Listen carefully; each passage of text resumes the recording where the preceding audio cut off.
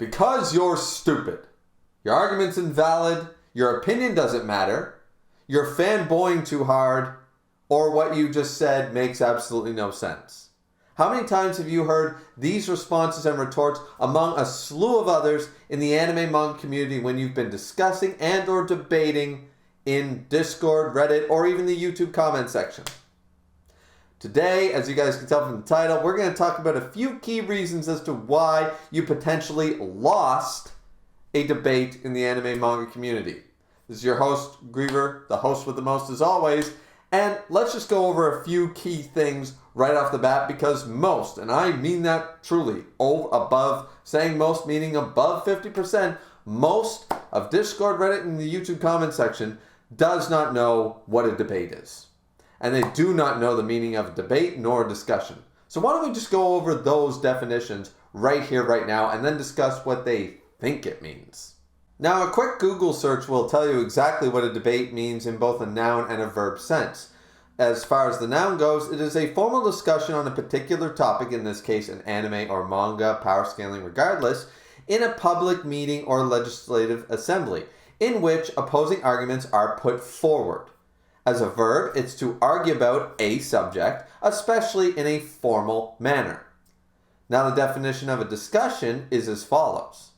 It is the action or process of talking about something in order to reach a decision or to exchange ideas.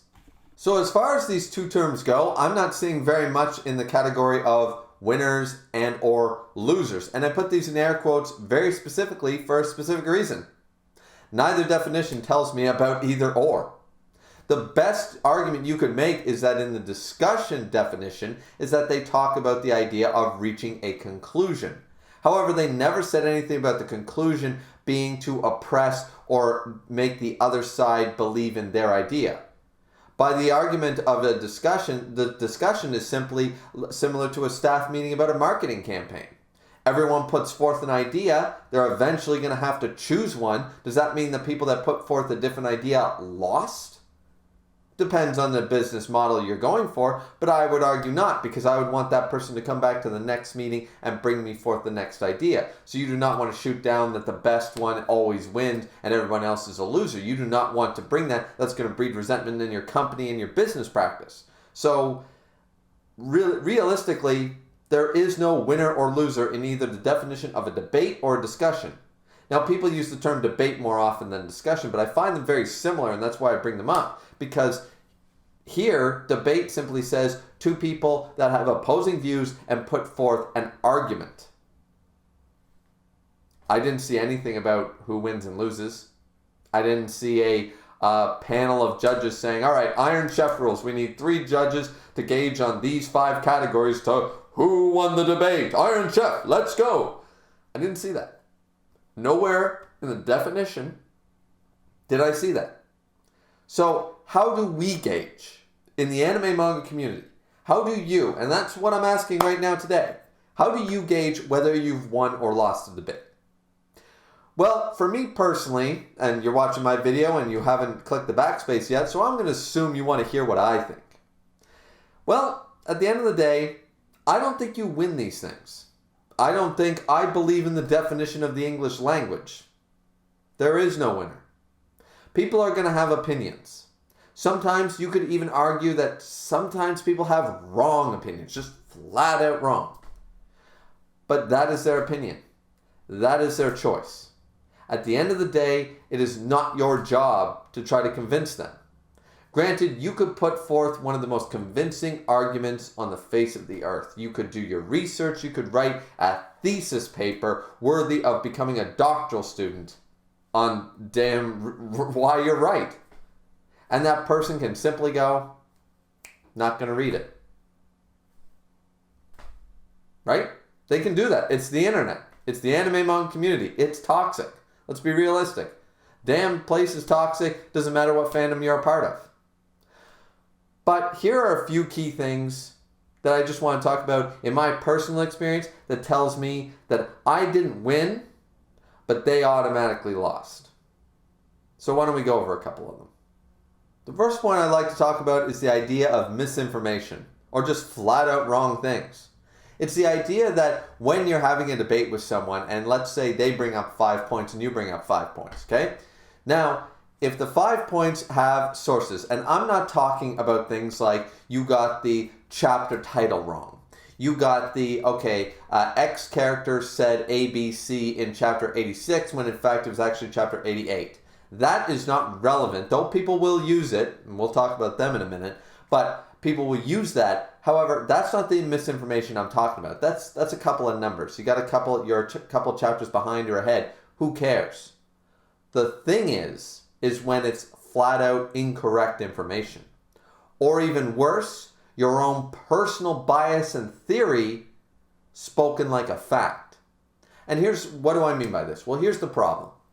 If a character, let's use My Hero Academia, very popular series. Somebody brings up to you an argument, and here are 5 reasons as to why X in My Hero Academia. And here are 5 reasons as to no, X is not correct. Okay? A debate. Very simple. If just one of the points on either side is called into question and proven wrong, it does not matter. It does not matter how great your other 4 points are. If one of any of your 5 gets called into question, that's a chink in the armor. Now the whole armor is compromised. That's the way it works in a debate. Because if I'm to believe that you didn't do enough research and you got a misquote, misinformation, didn't fully follow through, didn't do your research, didn't reread the chapter like you claim you did, or watch the episode, or regardless, read the interview script, whatever, and you just took the word of some guy on the internet and boom, then that begs the question, regardless how good your other 4 points are, if I was a judge and or moderator of a debate, I would then question the integrity of all 4 of your other points. So the idea of misinformation definitely tells me that we have a clear winner even if the argument isn't as sound. The fact of the matter is I wasn't called into question the other person's 5 points. I was called into question one of yours, so the other ones are looking doubtful. And that to me is a key problem with a lot of debates. People spreading misinformation, things they've heard online, and it's just not the facts and not the truth. Now, I'm not saying that everybody needs to go about an anime manga debate like it's their goddamn thesis. However, a couple of sources, when people ask for them, you should be able to provide it. Show me pages, show me interviews, show me translations. Tell me that this is legit. If I didn't know the information, you should be readily available to be able to pull that up within give you a few minutes, give you 10, 15 minutes to pull it up, sure. But you should be able to recall when that was said, and everyone should be able to read or see it. That's all I'm saying. Let's move on to point number 2. Now, the last point pretty much bleeds into this next point, which is people using their own personal bias or theory as fact. Now, granted, you can still use your own personal theories, especially when it comes to power scaling, and in an ongoing series especially. You will be able to definitely use theory-based information. However, you need to preface it that way. Do never, ever, ever make your theories seem like fact. Never state them as fact. Say, here's what I think, here's what I want to say. I've done this myself, so I'm not squeaky clean about this myself. However, you should definitely be open to the idea that your theory is going to just be straight up proven wrong, no matter how much better written you think it is than the manga intended, no matter how much it makes sense in the story and the climate of the story, whatever, that's irrelevant. It's still a theory. If it's not confirmed in the manga, if it's not confirmed in the anime, if it's not confirmed by the author, then it is still a theory on your part. Now, granted, a lot of debates, good debates that I've been a part of, with no winners or losers, no one trying to win, is the idea that you establish certain things. For example, a great example, let's use One Piece, right? Most of the community would agree, there are still those outliers, but most of the community would agree that Monkey D. Garp has conquers Haki. It's not confirmed in any way by Oda, SBS, manga, or anime. However, the community has accepted he has it. So, at the beginning, if I were to debate someone about One Piece, about Garp, about power scaling, we would have to establish before the debate begins. Key thing, before a debate begins, establish, here's what I'm going into. Here are the assumptions I'm making. You don't need to state all the facts. Your opponent, in this regard, should know the facts.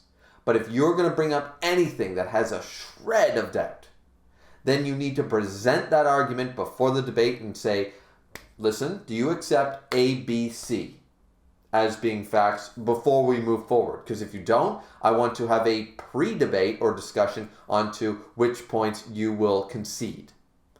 Because going in there and assuming certain things and then somebody pulls out, well, no, I don't think Garp has Conquers Haki, then you're into a whole nother, you get on a tangent and then you lose sight of the actual thing you were talking about.